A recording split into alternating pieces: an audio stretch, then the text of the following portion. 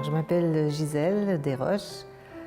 L'hiver dernier, on a dû déménager ou emménager à la Pocatière de façon temporaire pour l'hiver parce qu'on habite dans un lieu difficile d'accès l'hiver.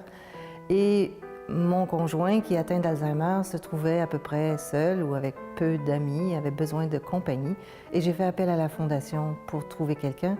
Et ils sont arrivés, Élise et Monsieur Gilles, chez nous, pour rencontrer Gilles, qui était un peu méfiant et qui se demandait quel test on allait encore lui passer. Et quand il s'est rendu compte que c'était simplement de l'amitié, du plaisir ensemble, de la rigolade, et le bonheur de l'accompagnement par cette personne-là, c'était beaucoup qui lui faisait jamais sentir qu'il était celui des deux qui était l'aidé.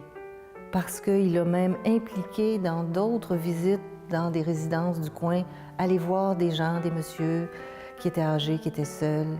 Et mon conjoint, Gilles, s'est senti utile et s'est senti lui-même proche aidant. Ça a été vraiment formidable. Qu'est-ce que j'aurais fait si la Fondation n'avait pas existé? Comment j'aurais pu résoudre ces problèmes-là?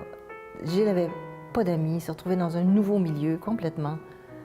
Et ce monsieur Gilles, on y est fidèle. Il est tellement bien branché.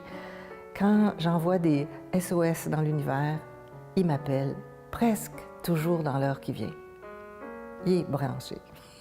Ça me fait vraiment toujours un soulagement. Un jour, j'ai eu un rendez-vous pour aller chez le médecin.